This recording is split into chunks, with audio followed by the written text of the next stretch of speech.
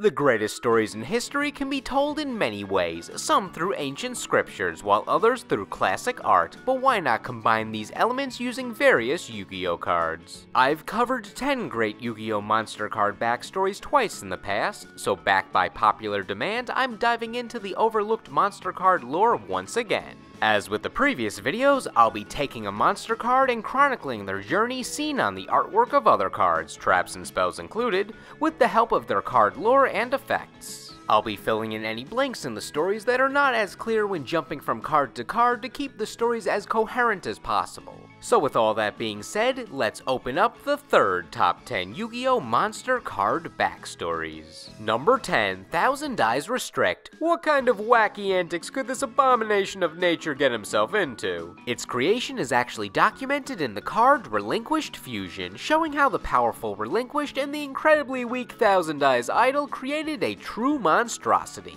I'm not sure where he relocated to after the fusion occurred, but the cops that arrested Sangan by mistake may have been targeting Thousand Eyes Restrict around the same time. Based on the card Extra Net, it appears the law was after Goyo Guardian at the same time Thousand Eyes Restrict was being pursued. They captured Goyo Guardian in a deep, dark trap hole, which is perhaps how Thousand Eyes Restrict is detained. I'm gonna assume that. Both of them are thrown in some sealed-off area from where they subsequently attempt to escape. However, the extra net security shows that Thousand Eyes Restrict may be able to paralyze everything in a 3-mile radius when its eyes are open, but that tiny net is unstoppable.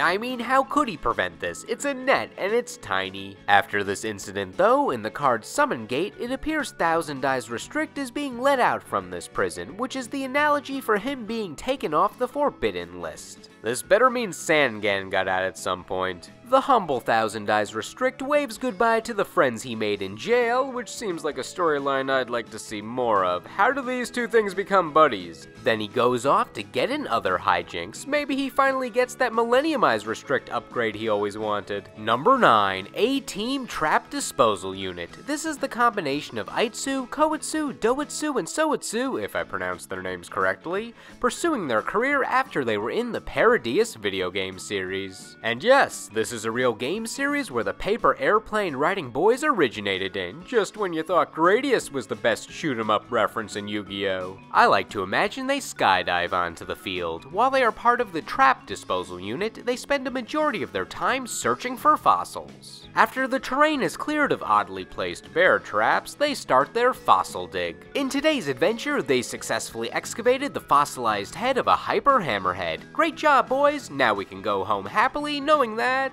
Wait, what did the Goblin Pothole Squad discover over yonder? Oh god, that's a bomb, and it's gonna blow! Everyone get out of it! Hold on, the bomb indicates that we still have time. Might as well use these 2 minutes to ponder why we've wasted our lives working for the better Goblin attack forces. Number 8, Dark Magician Girl. She was one of the most requested characters in the comment sections of my previous videos, but I did not expect her to have much of a story outside of the whole Mana and her dual spirit plotline in the anime, which is why I never looked into her too much in the past. But it turns out there was a small storyline shown through the cards. We seem to join a battle already in progress. She's combining her Dark Burning attack with the Dark Magician's Dark Magic attack to create Dark Burning Magic as they're fighting some unseen foe. They follow up that attack with some Dark Magic Twin Burst. As the battle gets more fierce, it causes some more extreme techniques to be pulled out. Specifically, Dark Magic Expanded. The Dark Magician forms a Dark Magical Circle to initiate this technique, and with their powers combined, Dark Magician can turn this into a portal to lead them away from the fight in Magician's Navigation.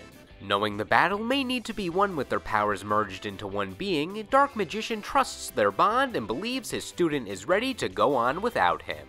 He passes his power on to Dark Magician Girl in some ritual shown on Dark Magic Inheritance, allowing her to take on future foes, possibly with her team of fruit-themed magician girls. Not really sure how all of them come into the picture. Multiple storylines could be interpreted from the Inheritance card, but I like to look at it as a similar situation to when Genkai passes on the source of her spirit energy to Yusuke in Yu Yu Hakusho. She gives away all of her supposed power to strengthen Yusuke and test him to see if his body could handle the next level of spirit energy. It's just Dark Magician looks so finite as he gives his energy to Dark Magician Girl in this card. Plus, to back up my perspective, I've always interpreted the Magician's Robe and Rod cards to show the Dark Magician's spirit after he passed. That's just my morbid speculation, though. Number 7. Frostosaurus. Behold, the story of a lowly herbivore dinosaur that had a fateful run-in with Mother Nature. We start with a regular Brachiosaurus dinosaur. Perhaps it's Bracchio-radius, since Frostosaurus looks the closest to that monster of the 3 long-necked dinosaurs that I know exist in the card game. After apparently fusing together a 2-headed dinosaur and a dragon to come into existence, Brachio-radius lived the good life in Lost World. However, just like in nature, the Ice Age came, causing a cold wave. Still, Brachio-radius did not let that get him down. He adapted to the cold, becoming one with the ice. He turns into the Frostosaurus, though nature cannot decide on its harsh weather, as a heat wave eventually comes to the Lost World,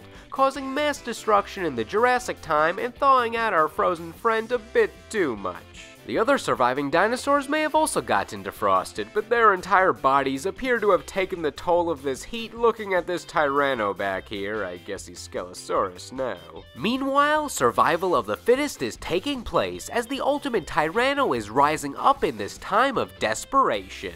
Volcanic eruptions are occurring mere feet from the Tyranno as he kills off his fellow dinosaurs to last the longest and potentially let dinosaurs live on with him as the only representative. And for those that survived, extinction on schedule ought to finish the job. I miss Frostosaurus. We never really saw an ending to his story though. Make it happen, Konami. Flamosaurus could be a thing.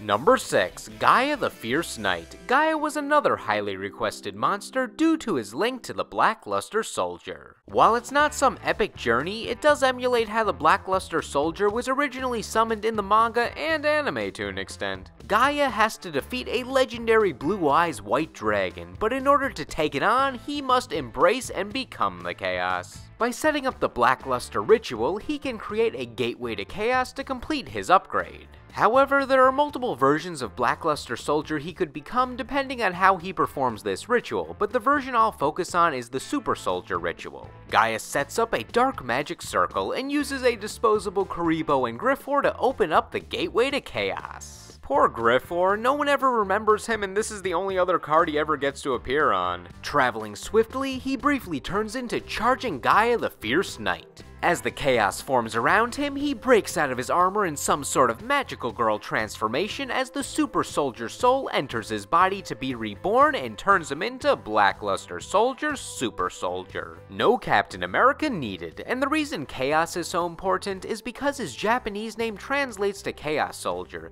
utilizing light and dark at the same time in order to come into existence. Acting quickly after becoming the Super Soldier, he takes out his shield and blocks a deadly attack from an enemy Blue Eyes white dragon.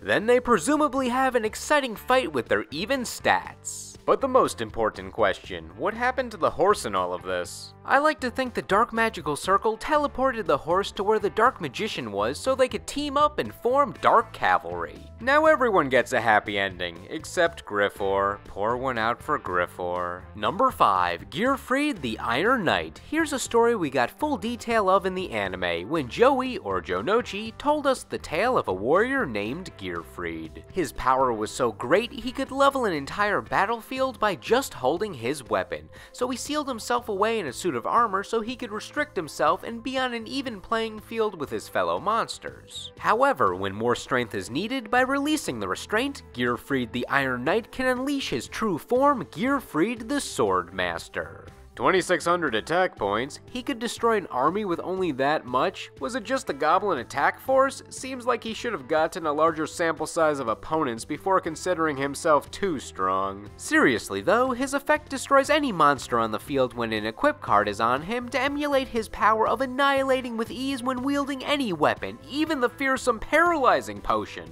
The story did progress after Swordmaster appeared in the anime though. After apparently falling in battle, Gearfried seems to have been gifted by the Phoenix of Nephthys, as he's engulfed in flames in the card Supervise. He appears to be rising up in this card, not only coming back to life, but gaining a new form, Phoenix Gearfried. With this new union, Phoenix Gearfried gets up and threatens an unseen foe. While the adventures of Gearfried seem to end there, he experiences one more upgrade off-screen to Light Ray Gearfried, amassing more power for the sake of good. Number 4. The Gravekeepers. I mentioned them in a previous honorable mention segment, but I think it's time to look at how this story spans over generations. It takes place in Necro Valley, where we see the initial regime under Gravekeeper's chief. He has various loyal warriors and peers like the Guard, Magician, and Assailant. The former to assist the chief in bringing their Cobra men to life to defend the valley. Not really sure what these snake guys do, but they're around. However, the biggest event in the valley is the Royal Tribute involving the Assailant. This sacred ritual sacrifices her in the Imperial tombs down in the hidden temple. This turns her into Night Assailant. I can't tell if this is what was planned or if this is some sort of supernatural rebellion, but it's where we are now. I like to think that the ritual is to revive one of the bigger Egyptian monsters like Spirit of the Pharaoh or End of Anubis, maybe even Exodia, and the Assailant becomes a puppet for whatever is summoned. And was the chief the leader behind this, or was it someone else, like Gravekeeper's commandment? What's he commanding otherwise? The main reason I bring the commandment into the picture is because the next time we see him, it appears he has ascended to Gravekeeper's visionary. He now sits atop the throne, perhaps taking over for the chief due to retirement or death. Who knows if anyone we know was involved with the latter. The visionary works alongside the descendant priestess and recruiter. The former two seem to have a higher ranking since they carry the same staff as the visionary and the chief. It foreshadows their future as the descendant rises up and becomes the new leader, calling himself Gravekeeper's Oracle. Perhaps he achieves this rank by studying the stele of the Gravekeepers, as he now harnesses the powers of the Egyptian gods. Their symbols glow behind him, and his effects now mimic their effects. The passage of time is also indicated, with the priestess now being a shaman. I'm not sure how this new hierarchy will work out in the end, but regardless, it's interesting to see these generational changes in Necro Valley. Number 3. Red Eyes Black Dragon. This dragon lore goes in various different directions, and notable things about it are really only documented at the beginning and end of its life. It all starts when the Black Stone of Legend appears. What could it mean? Well, stay clear of it, as the Cards of Red Stone shows it's breaking open to reveal a shining red eye. It's fine, it's just a harmless baby Red Eyes Black Dragon, or Black Dragon's chick, whatever it feels like being called. The Red Eyes baby dragon is actually the chick in a few months. As it grows, it turns into Red Eyes Wyvern, and then it finally develops into the old-fashioned Red Eyes Black Dragon. Now where do we go from here? Red Eyes has a few different fates, like embracing the darkness or fusing with an archfiend, but the most notable outcomes for the Red Eyes involve it dying. The card Red Eyes Burn shows the dragon exploding but taking the unseen enemy with him. It turns out to be a net gain for his species though, since he finds ways to crawl out of the grave. In Return of Red Eyes, the dimensional portal that he's in decided to bring him back harder, better, stronger, but not faster. Not gonna complete the Daft Punk reference today. It shows Red Eyes Black Flare Dragon fusing with the separate Black Metal Dragon. I guess that means he was upgraded one more time before his death and then cyberized when brought back to life, becoming Red Eyes Flare Metal Dragon. Despite his power though, this dragon seems to fall, but not before he lets his figurative insurance take effect in Red Eyes Retro Dragon. He ultimately revives himself as a hybrid of the organic dragon and the cyber dragon, using his time machine. Rewinding a bit, if Red Eyes Burn was the true end for the dragon, then he gets revived as Red Eyes Zombie Dragon. After being revived in Zombie World, he flies atop the soul-absorbing bone tower, as those fresh goblin souls power him up in the sky. This strengthens him to become Red Eyes Zombie Necro Dragon. But a monster known as Doom King is not happy that there's a new powerhouse in town, so a zombie power struggle takes place. No follow-up has been seen since this card was released, so one could assume they are still fighting to this day. At least it makes a great stop in the tour of the underworld. Number 2. Noble Knight Artorigus. This is basically the King Arthur Sword in the Stone legend. Besides the fantastic artwork that implies this, his flavor text is not the normal description in 1 or 2 sentences, it's a full poem. It talks about him as a legend and describes how he obtained his sword Caliburn. Once he gets his weapon, he starts the Noble Knights of the Round Table and leads them as the king. All these knights have their own monster cards and are based on actual knights in the King Arthur story, but most of them don't do much in Artorigus' story, so don't expect to see too much of them here. However, a traitor lurks at the table. Ignoble Knight of Black Launcelin has a devious plan with the help of Artorigus' wife, Gwennifer, and I hope I pronounced all those names correctly. At some point, Artorigus meets the Lady of the Lake, who gives him a stronger sword, Excalibur, allowing him to ascend to the status of Sacred Noble. Though Gwen could not overcome her lust for the Ignoble Knight, stealing Excalibur for him, allowing him to reach an even stronger form. Relying on his other skills, Artorigus had an epic battle against the Ignoble Knight that seems to end in a draw since neither knight was confirmed alive after it. But perhaps Artorigus can hold on, as Gwen and Lady of the Lake tend to his wounds in Avalon. Gwen seems to have remorse for her past decisions and is doing all she can to make up for it with Artorigus, both seen in this card and the official Yu-Gi-Oh blog. While the end of the Noble Knights is not fully documented, the card Last Chapter of the Noble Knights sets up a story for the future. It shows Noble Knight Bedwire returning Excalibur to Lady of the Lake after Artorigus has fallen. However, the knight Ichtar is lurking about, being influenced by the spirit of the Ignoble Knight, confirming his death in the previous battle. Could the legend repeat itself with these two warriors? Who knows what new adventures could be in store for the Noble Knights? Hey, here are some honorable mentions. Metal Foes, Ignites, and Draco Slayers. They combine together in a big story, so maybe that will be a topic for a future video. Dragonhorn Hunter. There are only 2 cards in this story, but the lore on each card fills the entire lore space on both cards, so there is a big tale to be told. Condemned Maiden. They expanded on her backstory since I covered her in my last backstory video, so it seems that she's rising up in the world. And World Chalice. Again, still one of the most requested backstories, and I might have to dedicate a full video to it someday, since it's long and keeps adding new cards to the story. Number 1 is part of a massive storyline, and I'm going to do my best to condense it into one digestible segment, because it's pretty cool.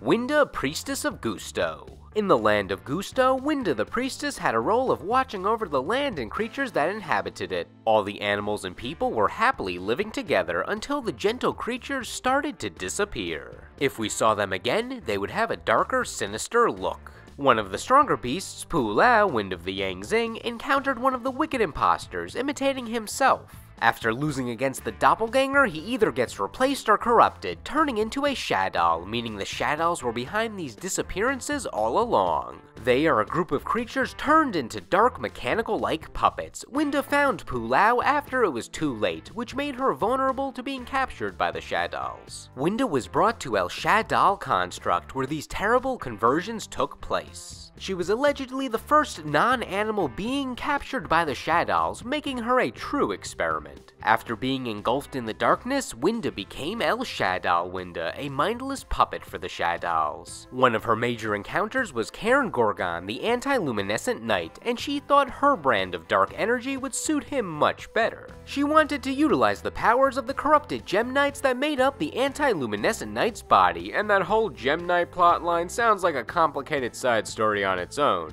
so he was brought to the Shaddol core to be perfected into El Shaddol Grista as Winda watches from afar. Her next target was Leo, Keeper of the Sacred Tree, along with the Naturia Sacred Tree itself, the source of much life.